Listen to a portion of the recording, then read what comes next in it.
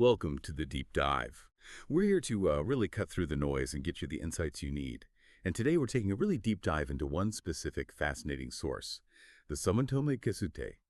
Yeah, our mission today is basically to unpack different ideas about what it means to be, truly perfected or accomplished, particularly in a spiritual sense, an ethical sense. We'll follow a seeker, someone looking for answers, and explore what mastery really looks like according to this ancient text. Get ready for, I think, some pretty surprising perspectives and a step-by-step breakdown of, well, profound self-mastery. Okay, let's kick things off. Let's set the scene. We're in Savatthi. It's this bustling ancient city. And our main character, if you will, is Pañcakaṅga the carpenter. He decides he wants to visit the Bhagava, the Buddha, at his monastery, Jetavana. But, oh, a little twist. He gets there, and the Bhagava is deep in meditation. And the monks, they're also in seclusion. So Pañcakaṅga thinks, okay, plan B. He decides to visit someone else nearby. Uggāhamāno. He's a wandering ascetic, the son of Samaṇamuṇḍika, living over at Malika's monastery. Right, and this is where it gets really interesting. Pañcakaṅga walks up to Uggāhamāno and his assembly. And it's not a small group. We're talking about 500 wandering ascetics. Yeah. So what's the vibe? Quiet contemplation. Not exactly. The text says it's loud. Boisterous even, filled with what it calls trivial talks, tirachanakatha. Trivial talks, like what? Well, it's fascinating, actually. The list is quite specific. They're talking about kings, robbers, ministers, armies, fear, war, the big stuff. But also food, drink, clothes, beds, garlands, perfumes. Then there's talk about relatives, vehicles, villages, towns, cities, countries, women, heroes, street gossip, rumors from the watering place, even stories about departed relatives. It's just this huge range of worldly chatter, world talk, ocean talk, even like philosophical debates about existence becoming and not becoming. It paints a picture of minds very much, let's say, out there in the world, very distracted. Okay, so a pretty noisy worldly scene. But then Uggāhamāno spots Pañcakaṅga coming, and he quickly tells his group to hush up. Why? To certain quiet? Yeah, he tells his followers basically, hey, quiet down. That's Pañcakaṅga. He's a disciple of the Bhagava. He says, those disciples, they value quiet, they're used to it. He hopes that if they're quiet, Pañcakaṅga might actually, think it's worthwhile to come closer and talk. So is it genuine respect for quiet practice or more about appearances for this particular visitor? That's the question, isn't it? The text leaves it a bit ambiguous. Is it for show or a sudden moment of respecting a different way? Interesting. So Pañcakaṅga approaches, they exchange the usual polite greetings, and he sits down, ready to listen. So Pañcakaṅga is settled, and Uggāhamāno, maybe feeling the pressure, shares his definition of what makes someone truly perfected. He calls it a supreme, excellent, unassailable ascetic, Samaṇamuṇḍika. And his definition has 4 parts. He says this person, 1, does no evil by body, 2, speaks no evil speech, 3, thinks no evil thought, and 4, lives no evil livelihood. Simple enough, right? Yeah, on the surface, it seems pretty straightforward. Don't do bad stuff, don't say bad stuff, don't think bad stuff, don't have a harmful job. It feels like a good starting point for, being a good person. Avoid all the negative actions. It's a very common way to think about morality, isn't it? Just don't do harm.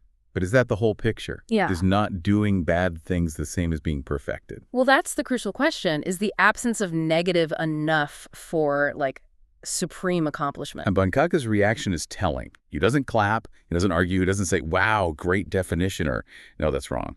Oh, he just listens, gets up, and leaves. He wants to check this out with the Bhagava, which really shows something about him, right? He's not just accepting the first answer. He wants to go deeper. You have to admire that learner's mindset. Okay, so Pañcakaṅga makes his way to the Bhagava. He finds him, pays his respects, sits down. And he recounts the whole conversation, everything Uggāhamāno said about the 4 points of perfection. So how does the Bhagava react? Does he say, yep, Uggāhamāno got it right? Not quite. The Bhagava's response is actually pretty unexpected, almost, humorous in a way. He says, essentially, Pañcakaṅga, if that definition is correct, then a tiny baby. A tender, prone infant lying on its back would be a perfectly accomplished ascetic. Wow. That's quite the image. A baby is the pinnacle of perfection. That's a real aha moment. Exactly. It immediately shows the flaw in the logic. So how does he break that down? Why the And Rebbe, baby comparison? he explains it very clearly. Look at a baby. Does it perform evil bodily actions? No, its body just sort of twitches, maybe kicks a little, no real intentional action there. Does it speak evil speech? No, it just cries or gurgles, no malice, no lies. Does it think evil thoughts? Well, maybe it frets or whimpers, but it's not forming complex thoughts of greed or hatred. And its livelihood, it just takes its mother's milk. Certainly not an evil livelihood. So, by Uggāhamāno's 4 points, the baby ticks all the boxes. Right. So the Bhagava is pointing out that true perfection can't just be about the absence of evil, especially when that absence is due to, well, lack of capacity. Precisely. It highlights that perfection must involve something more positive, some kind of developed quality, some understanding, not just innocence or inability. There needs to be active virtue, not just passive non-vice. Okay, so if the baby isn't the ideal, but Uggāhamāno's definition is flawed, is there an intermediate step?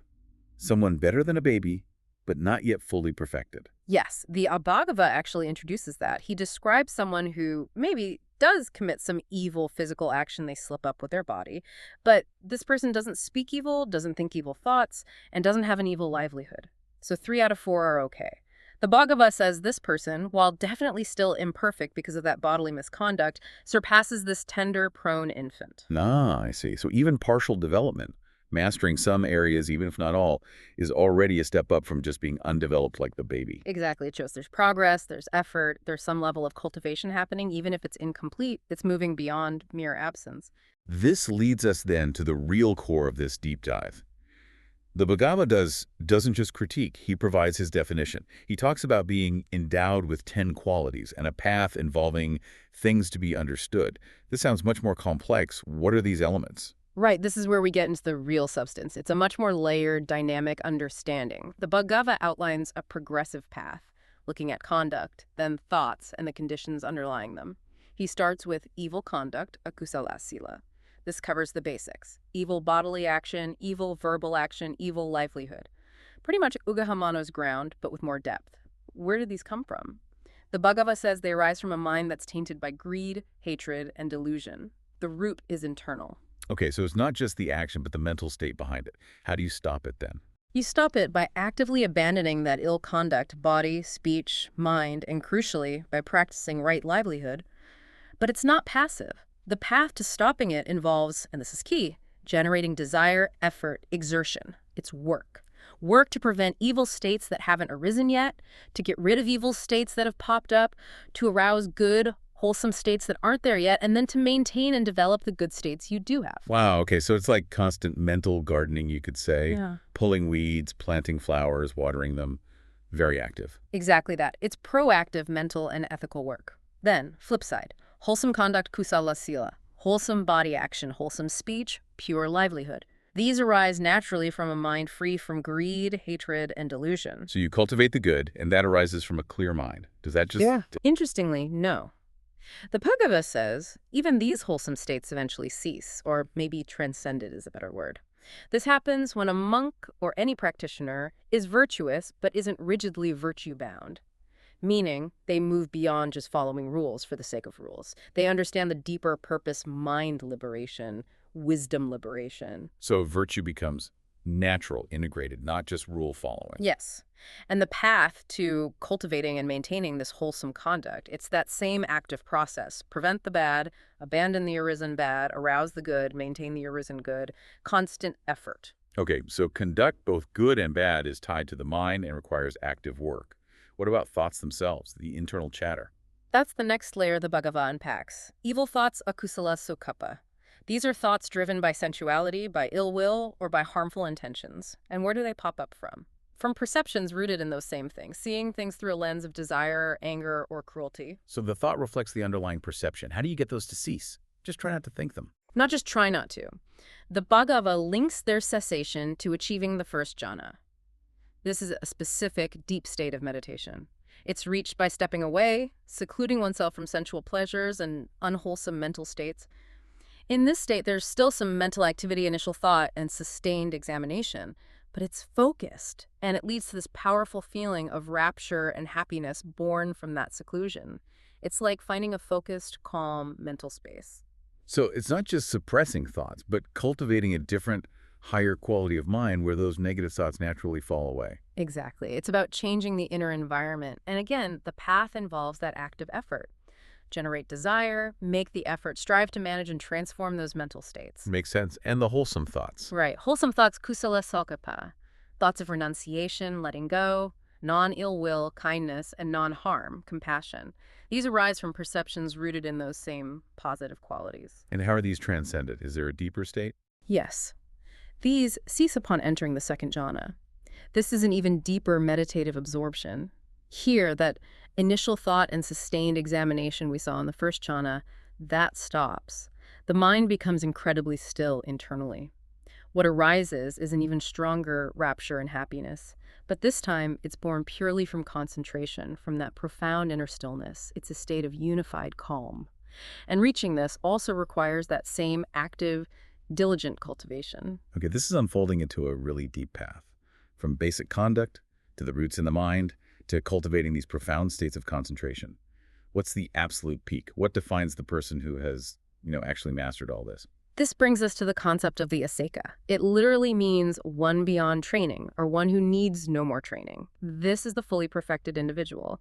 The Bhagavad says this person is endowed with 10 specific qualities. These aren't just stages anymore, but the constituent parts of enlightenment itself, often called the 10 ascetic qualities. The 10 qualities, what are they? They cover the entire spectrum of development. 1, right view, seeing things exactly as they are, understanding reality deeply.